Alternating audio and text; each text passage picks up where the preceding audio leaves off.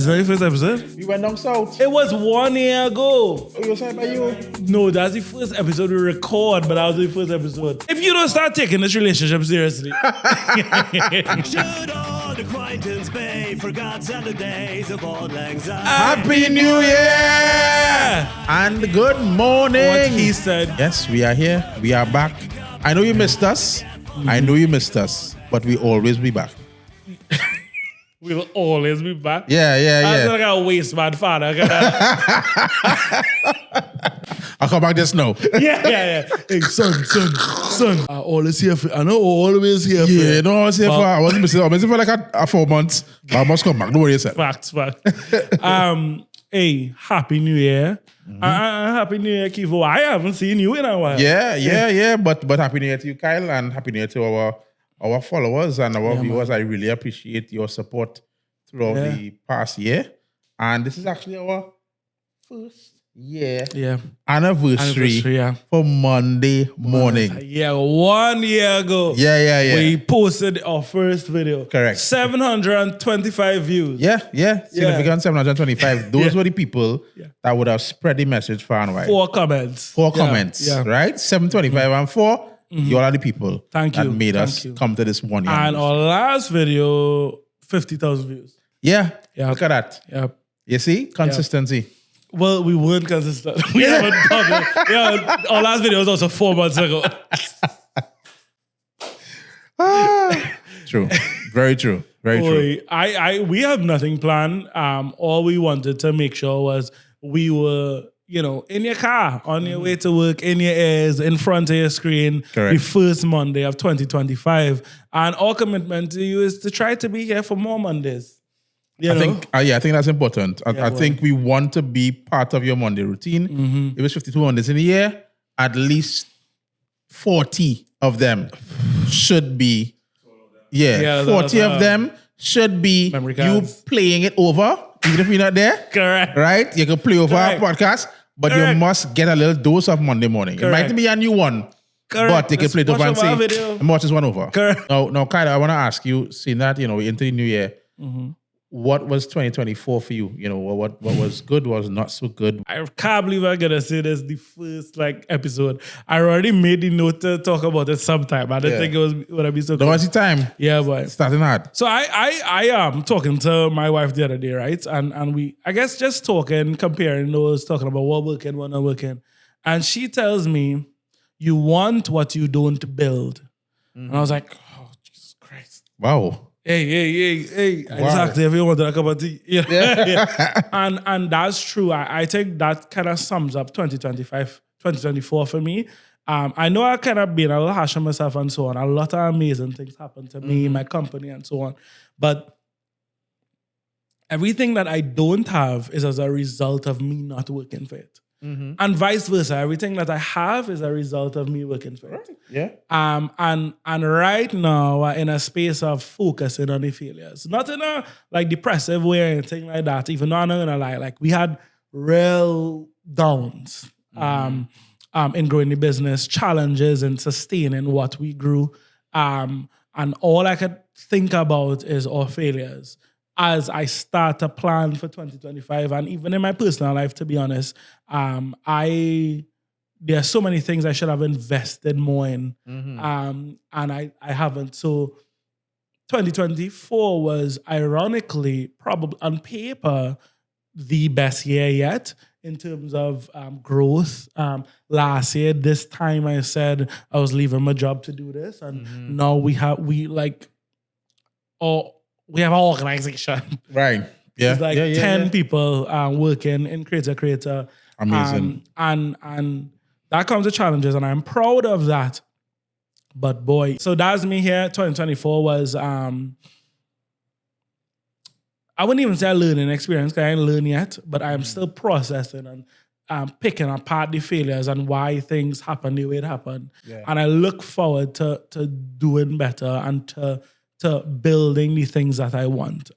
Friendships. How you can have a friend if you don't reach out to your friend? You know what I mean? Yeah. So sorry to rest our heaviness on the other day. Nah, I gonna match your heaviness. Let's go. 2024 for me, it was challenging as well because first of all, I celebrated the birth of my son. So I was extremely happy about that. And that was probably one of the most amazing experiences ever. Going through the process and him being born healthy. Yeah. I just thank God for that. Yeah, wow. But it opened my eyes to how much more work I needed to do as a man.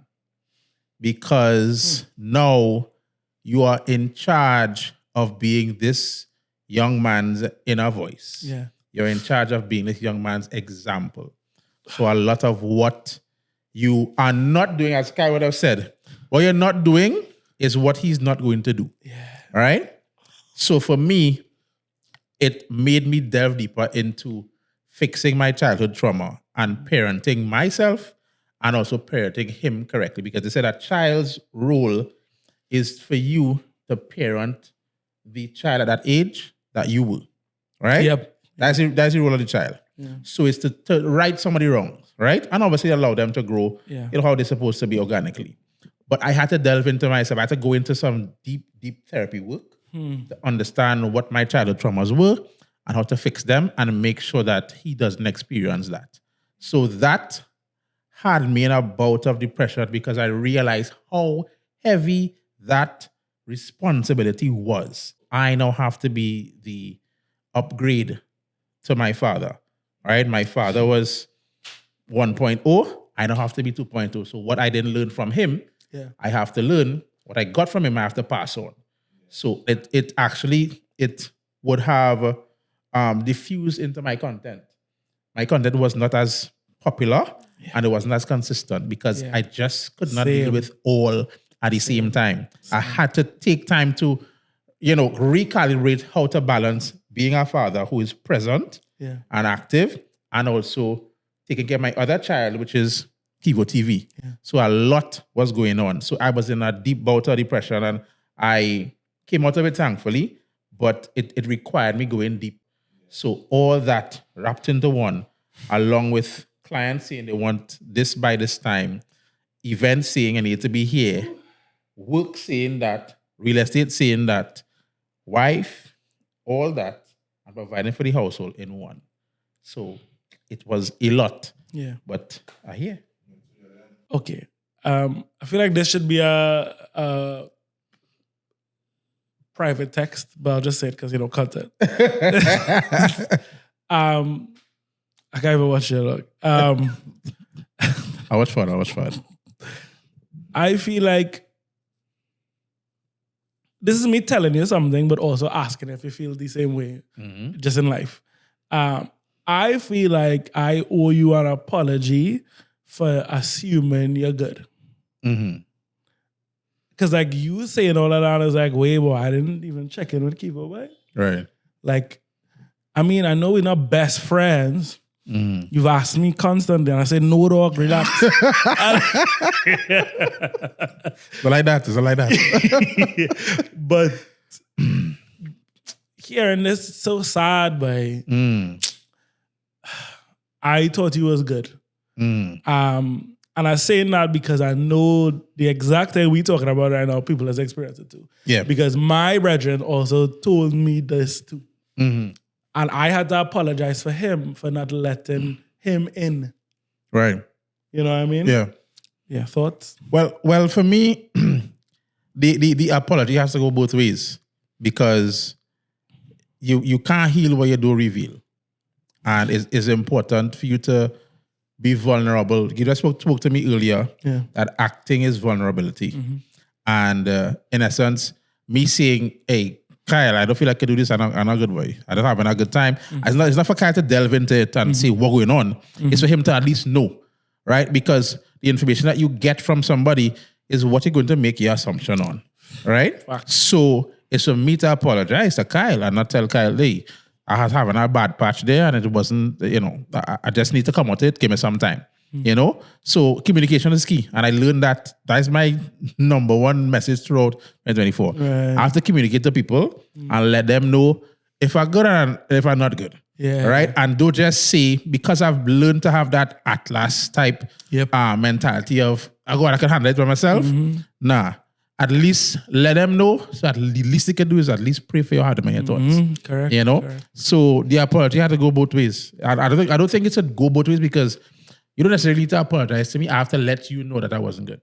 And that's why I didn't do it. But also I have to, I mean, apology is a strong word, right? Like, Yeah. But I guess we talk about accountability more so. I got you. Like, everybody need to, you know, like the saying, check up on a strong friend. Right. But I feel like we live life so fast. Yeah. And we so in our own individual lives, which is not how we really built Nope. for. You know, we're not built for that. No. But we live so individualistically. And if we could just stop and like, this sounds so cliche. I feel like a Miss World person answering a question. Like, how cliche, but I guess it's cliche because it's true. It's true. We just need to like stop, dog, and consider We need to slow down. us and our friends and people in our lives. Because I don't know about you, but like, how much time for the year somebody share something like crazy dark or crazy stressful or like so much people under so much strain, dog. Yeah. And this is notwithstanding a happy life. Like I think my life happy. I'm so grateful for my life. But boy, like it's rough out here. Yeah, it is rough out here. And I think people put that mask on because everybody put any mask on. All right. And only when you have a forum where somebody drops their mask, then everybody's free to expose themselves because it's a safe space. Yeah. So the safety that people looking for is not available because everybody locked up. All right. And I can't come inside by you because you locked up in your house. There's no invitation per se for that conversation because you locked up as well. And it is a microcosm or I don't know. I would say it's a emotional mirror to what the actual world is like. Everybody locked up in their house because of they don't feel safe, so their house not inviting. So everybody locked up in their emotional house because they don't feel safe. So it's not looking inviting. They don't look like a person I could talk to. They face hard. They face looking angry. I can't talk to you. The emotional house is locked up because when they come outside, sometimes they meet somebody who violates that safety. Yeah. You understand? So it's just an emotional. And that's a cool way to think about it. And I realized the deceptive thing about that too is, because when he was saying that, I was asking myself, do I agree with that or not? No, the world real, not emotionally cold in my face, not hard. But we spend so much time sitting down on camera talking community and all it, and like it's so surface level. Yes, it is. It's so surface level. Don't get me wrong, a surface is not a bad thing, but it just can't be all. Yeah. And like we get so trapped in that, dog. Yeah. So trapped in that. Yeah. Like kill me dead. I think I live in a real open, organic, natural life. But now, dog, my house locked too. Yeah, yeah. Yeah. And you know what's funny? Surface can't exist on its own, you know. Surface. Real smart, dog. Surface is part of something now. Yeah. So it means that there must be something deeper, right? So it is important for us to realize that we can't spend time on the first floor all the time. Yeah. We need to go deeper, but people are free to do that. So what you're saying, that's real smart, dog. By virtue of us being surface, it's not surface alone. It just means we're ignoring We're ignoring it. Yeah. Yeah. So even shallow people deep. Yeah.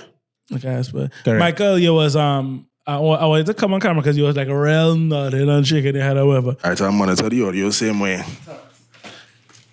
But yeah, now I noted a lot about the community part and it being surface a lot of times because I think that is what people feel safe to present. And people are very afraid to even talk about the things that we're talking about here right now because it's gonna unlock a whole can of worms. People, it's just gonna. Some people, if they start to talk about that now, they will break down. And by some people, do you mean you? No, not me. Probably like at the top of the year last year when we started this, that probably would have been me because similarly to Keevo, I went through that newborn stage as well, where it felt like I had to take on this by myself and I didn't have a community.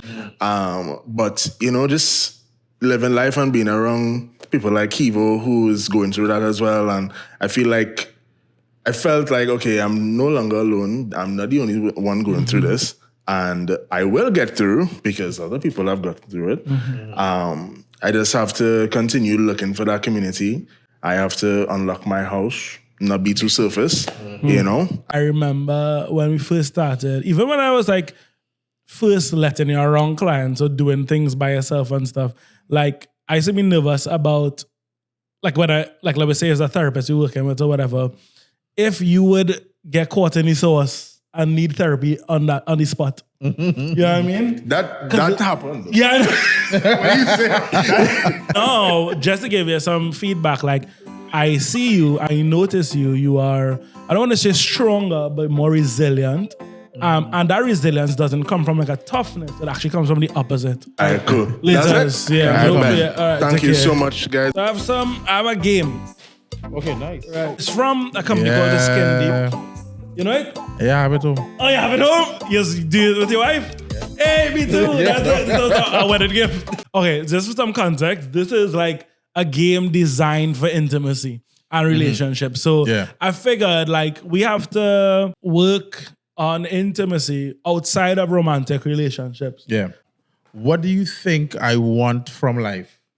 Jeez. I mean, I could go with your answer, which is freedom. You want to buy back your time. Yep. But deeper than that, I think you want to do the work now and reap the benefits after. And I don't just mean work. I mean like you want to do therapy now and you want enough time to live a normal life. Yes. Yeah, I think that's what you want. All right, cool. My turn. What makes you still love me? Jesus Christ. Your authenticity in every space. I think you are the same person in every space. And you don't find that even though Kyle is an actor, he doesn't act with people that he considers. He is brutally honest, but with love. He makes me feel better about myself when his presence.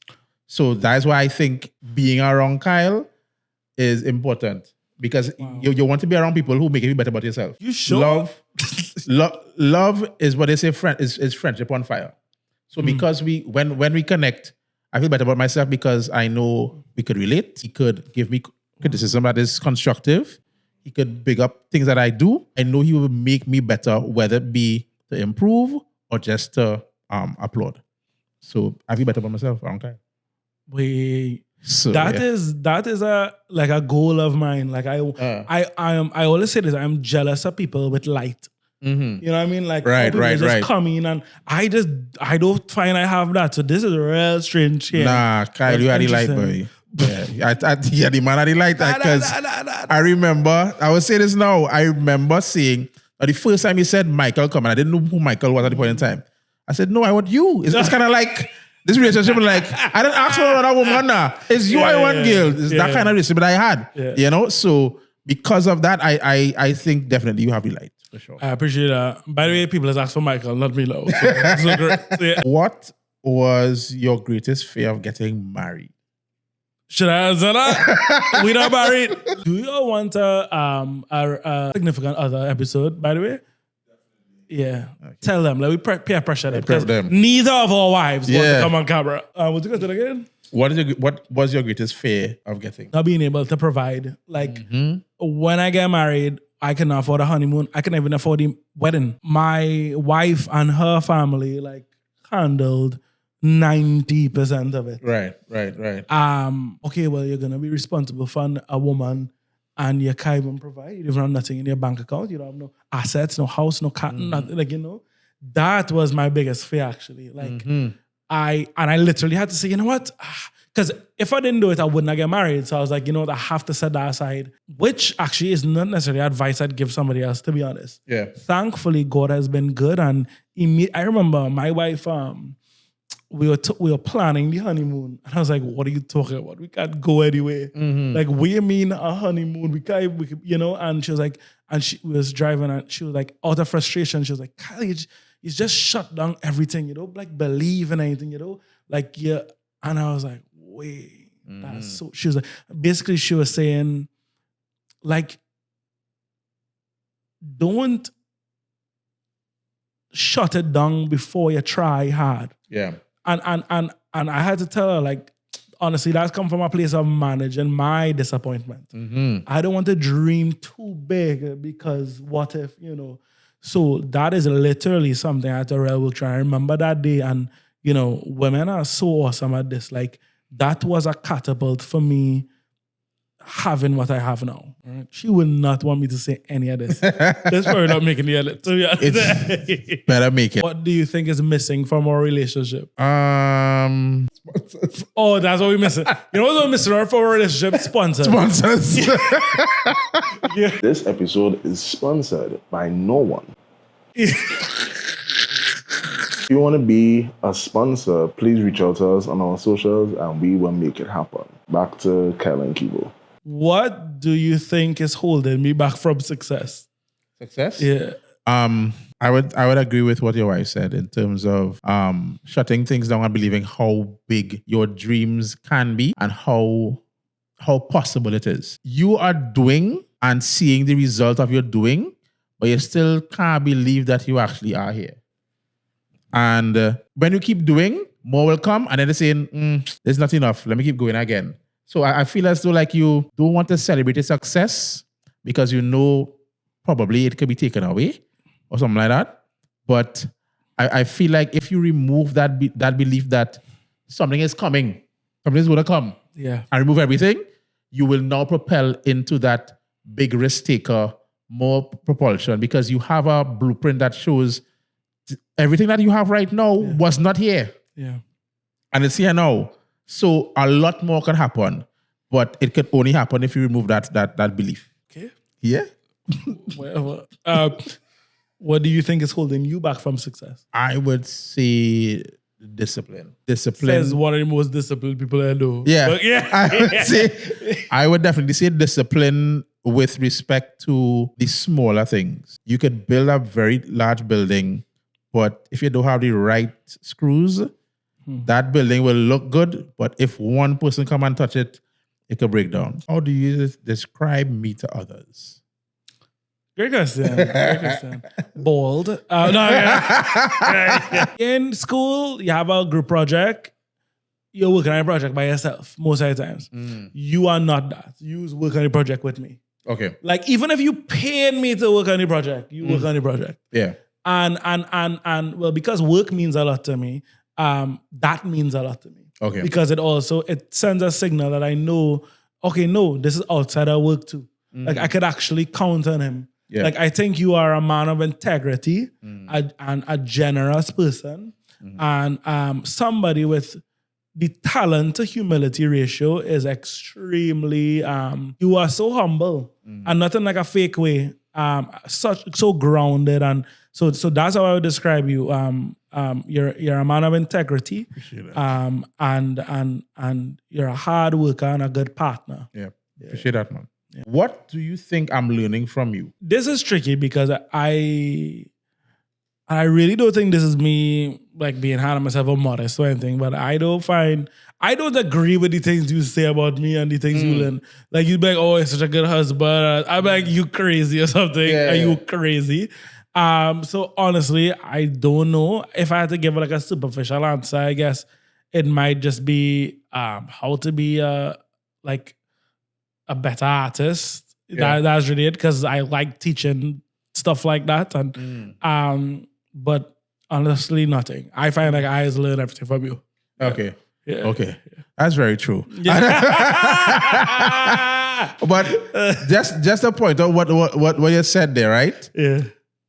There is a regulation that you do with any type of compliment.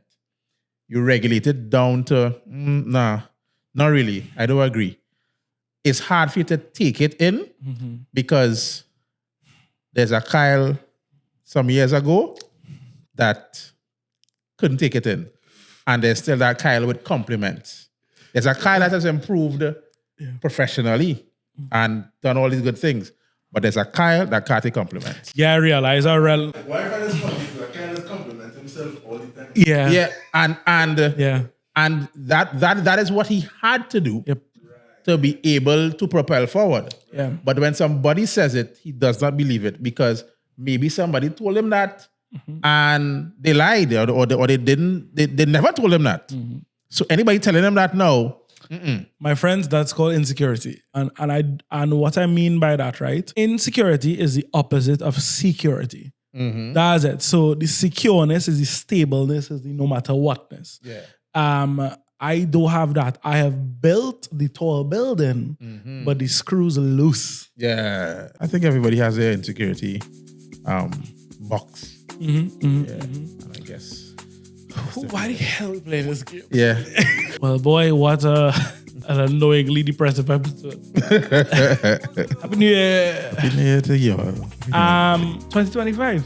2025 for me, well, I know it's going to be a year of a lot of personal growth. And I think I want to tackle all areas spiritually, emotionally, physically as well. I think I want to get back to a certain weight class and movement because I want to be mobile for my kids, rest at 100% and work at 100%. So it's just balance. I think that word is balance for me. 2025, my phrase would be self-improvement. Every problem I could trace back to our company comes back to me, and every work problem that comes back to me comes back to a life problem. Okay. And for the benefit of my company, my staff, myself, my wife, my future family, I want to be a stronger man, a firmer man, a more secure man. Absolutely. So I'm going to put my word, self-improvement, as my 2025 resolution. Balance. What is yours? Put it. And what we'll do the next anniversary, we'll see. We'll check in. Did we accomplish it? Did you accomplish it?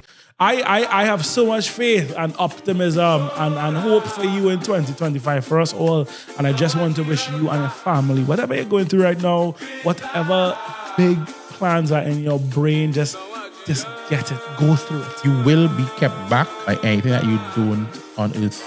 You really can't heal what you don't reveal. Carry people along the way. You're going to need people who hold you up, put you back together while you are breaking yourself down.